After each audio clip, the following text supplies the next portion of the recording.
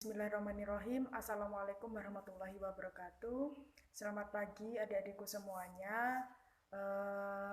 Semoga selalu diberikan kesehatan, selalu diberikan semangat yang sangat luar biasa meskipun di masa pandemi seperti ini. Oke, kita lanjut ke materi yang kedua, yaitu tentang penerapan listrik statis dalam kehidupan sehari-hari. Oke, langsung saja simak video berikut ini. Pada kesempatan kali ini kita akan membahas mengenai penerapan listrik statis dalam kehidupan sehari-hari.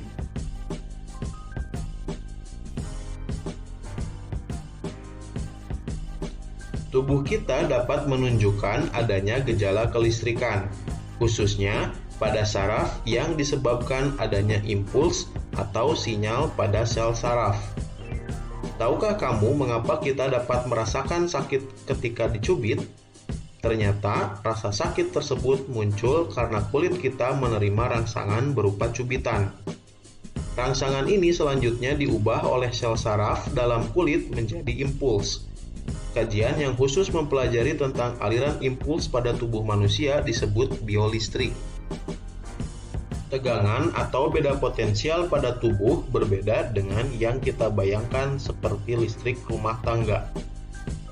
Kelistrikan pada tubuh hanya berkaitan dengan komposisi ion yang terdapat dalam tubuh, bukan listrik yang mengalir seperti pada kabel listrik di rumah-rumah.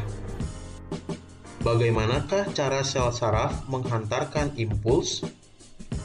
Sel saraf menghantarkan impuls karena terjadi pertukaran ion-ion di dalam dan di luar membran sel saraf. Pertukaran ion tersebut tidak dapat terjadi begitu saja tanpa adanya rangsangan. Rangsangan yang cukup kuat dapat mengaktifkan pompa ion, sehingga menyebabkan terjadinya pertukaran ion. Saat sel saraf tidak menghantarkan impuls, muatan positif Na melingkupi bagian luar membran sel. Pada kondisi demikian, membran sel saraf bagian luar bermuatan listrik positif dan membran sel bagian dalam bermuatan listrik negatif.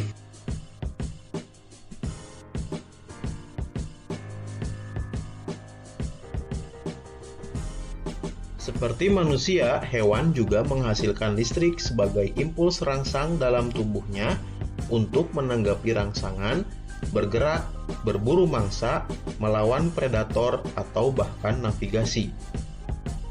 Pada umumnya, arus listrik yang dihasilkan sangat lemah. Tetapi ada beberapa hewan yang mampu menghasilkan arus listrik yang sangat kuat.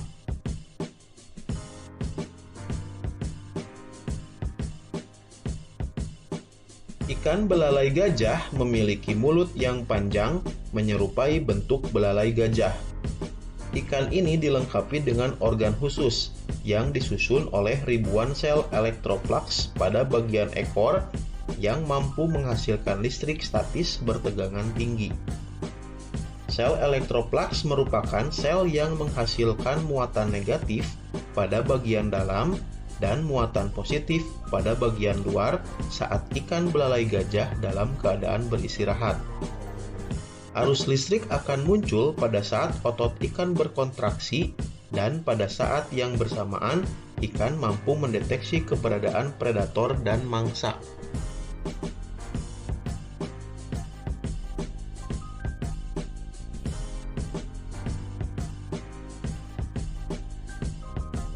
Ikan pari listrik mampu mengendalikan tegangan listrik yang ada pada tubuhnya.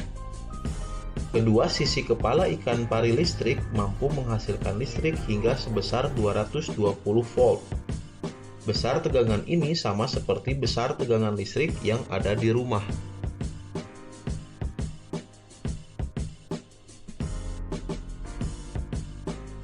Hiu kepala martil memiliki ratusan ribu elektroreseptor atau sel penerima rangsang listrik. Hiu kepala martil mampu menerima sinyal listrik hingga 0,5 miliar volt. Hiu kepala martil biasa menggunakan kemampuan mendeteksi sinyal listrik untuk mengetahui letak mangsa di bawah pasir, menghindari keberadaan predator, dan untuk mendeteksi arus laut yang bergerak sesuai medan magnet bumi.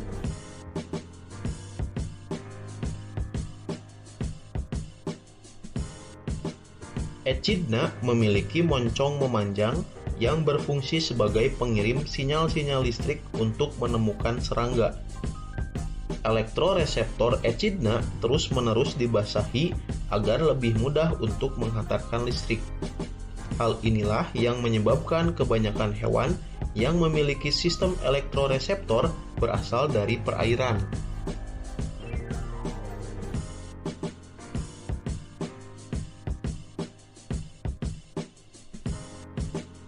Penelitian menunjukkan bahwa belut listrik dapat menghasilkan kejutan tanpa lelah selama 1 jam.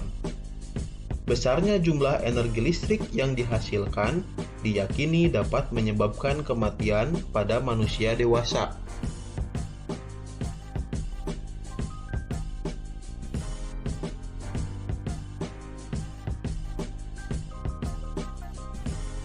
Lele air tawar yang berasal dari perairan tropis di Afrika ini memiliki kemampuan untuk menghasilkan listrik hingga sebesar 350 volt.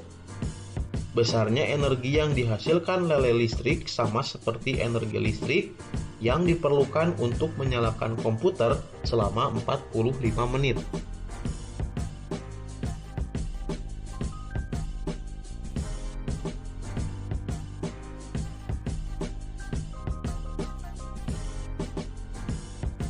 Pengendap elektrostatis berfungsi untuk membersihkan gas buang yang keluar melalui cerobong asap agar tidak mengandung partikel-partikel kotor yang dapat mencemari udara.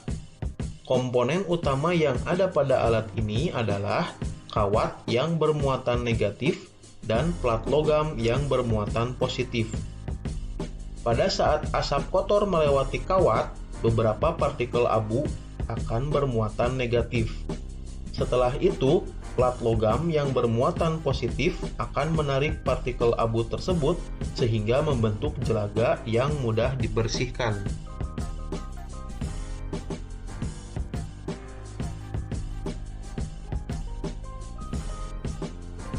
Butiran cat mobil akan bermuatan listrik ketika bergesekan dengan mulut pipa semprot dan udara. Butiran cat tersebut akan tertarik ke badan mobil apabila badan mobil diberi muatan yang berlawanan dengan muatan cat.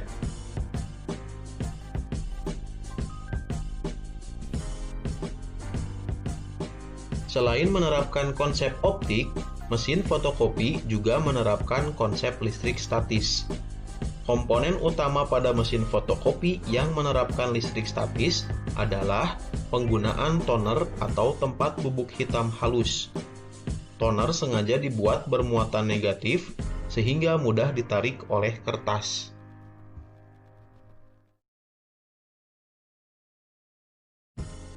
Terima kasih sudah menonton video ini. Oke, sekian video dari kakak. Ada kurang lebihnya, mohon maaf. Billahi taufiq wal hidayah. Wassalamualaikum warahmatullahi wabarakatuh. Semoga bermanfaat.